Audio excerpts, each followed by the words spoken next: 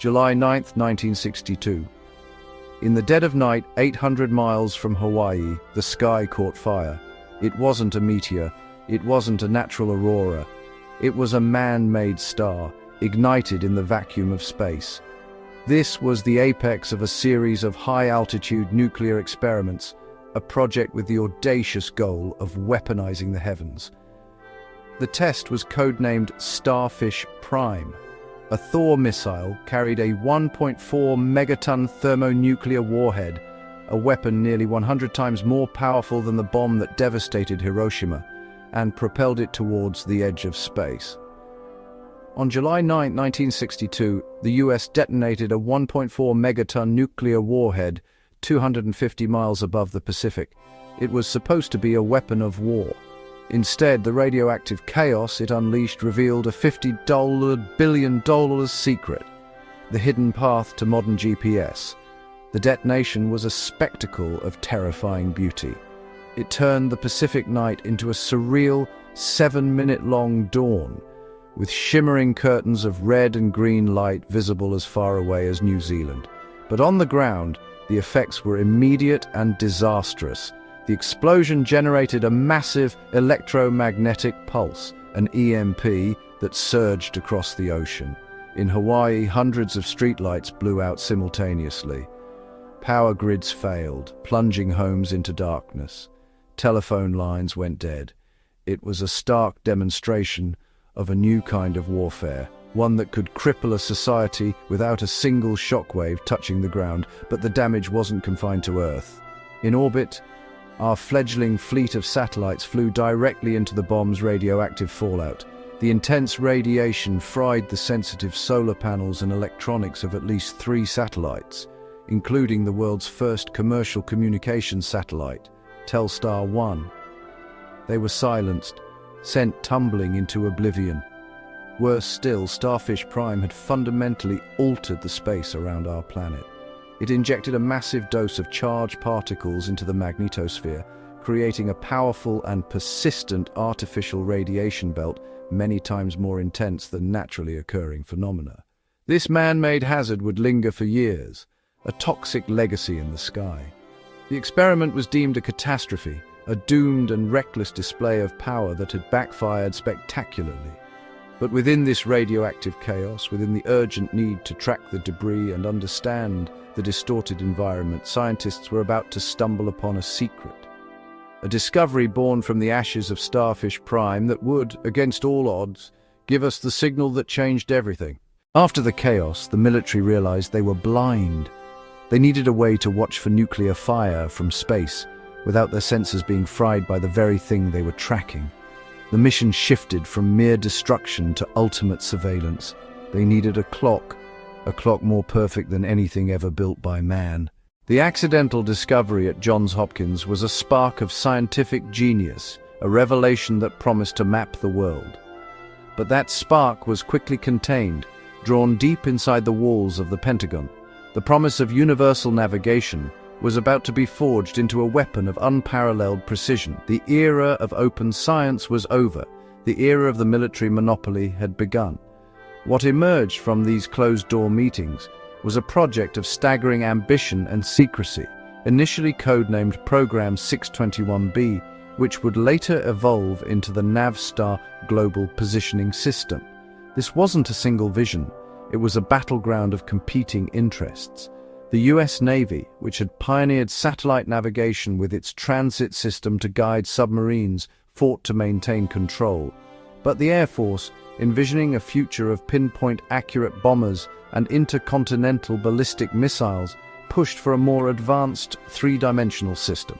This intense inter-service rivalry, a war fought not on the battlefield but in budget committees and classified memos, nearly tore the project apart. Yet, from this conflict, a compromise was hammered out, a unified system that would serve every branch of the armed forces, a single, globally dominant architecture of control. The price tag was astronomical.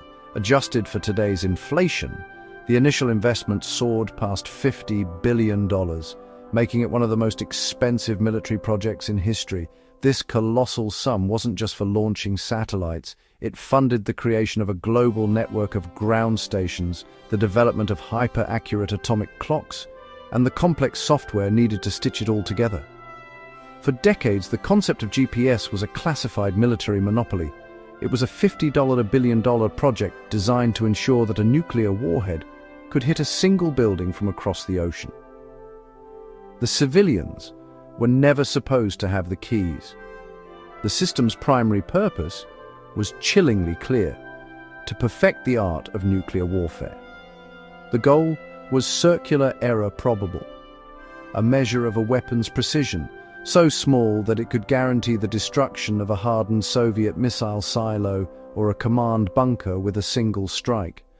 Every satellite launched wasn't just a map, it was a witness, carrying sensors designed to detect the flash of an atomic bomb anywhere on the planet, enforcing nuclear test ban treaties while simultaneously refining the tools of nuclear war. This dual identity was at the heart of its architecture. The world's most expensive infrastructure was built to monitor the end of the world, and, if necessary, to prosecute it with terrifying accuracy. For the public, and even for most of the scientific community, the system was a ghost. Its signals were encrypted, its capabilities were classified, and its very existence was a closely guarded secret. The keys to this $50 billion kingdom were held exclusively by the Department of Defense, locked away from the world it was built to watch over. The idea that this ultimate military tool could one day guide a family car or a lost hiker was not just unlikely, it was unthinkable. In the vast, silent darkness of the mid-20th century, humanity was locked in a terrestrial struggle, a Cold War fought not with armies, but with secrets and the looming threat of annihilation. The superpowers looked to the heavens, not with wonder, but as the ultimate high ground, a new battlefield in their ideological war. They sought dominance, a way to project power across continents in an instant. They were searching for a weapon. What they found by accident was a map for all of us. On July 9, 1962, the US detonated a 1.4 megaton nuclear warhead 250 miles above the Pacific. It was codenamed Starfish Prime, the largest high-altitude nuclear test in history. It was supposed to be a weapon of war, a demonstration of America's ability to disrupt enemy communications and satellites. Instead, the radioactive chaos it unleashed revealed a $50 billion secret, the hidden path to modern GPS. The explosion was more powerful and more disruptive than its architects had ever imagined. The electromagnetic pulse, or EMP, was immense. It blew out streetlights and tripped circuit breakers across Hawaii, nearly 900 miles away. But the most significant effect was invisible. Starfish Prime had torn a hole in the Earth's magnetosphere, creating a new, man-made radiation belt 100 times more intense than the natural Van Allen belts. This belt of high-energy electrons was a death sentence for the fledgling satellites of the era.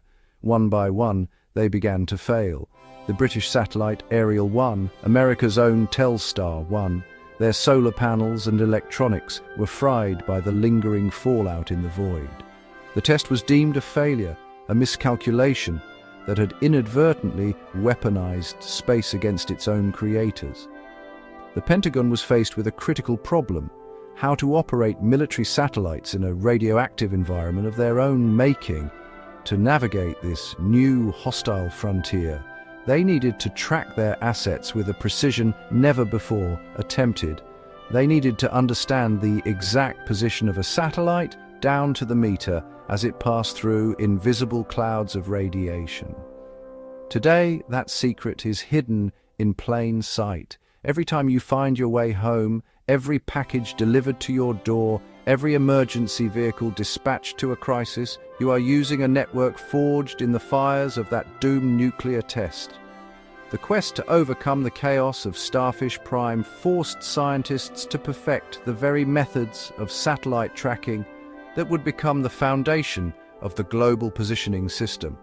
They were trying to master the art of nuclear war from orbit. But in solving for the bomb, they accidentally created a beacon, the signal that changed everything. Thanks for watching our video. Please subscribe to our channel Blueprint for more insightful videos and intriguing content.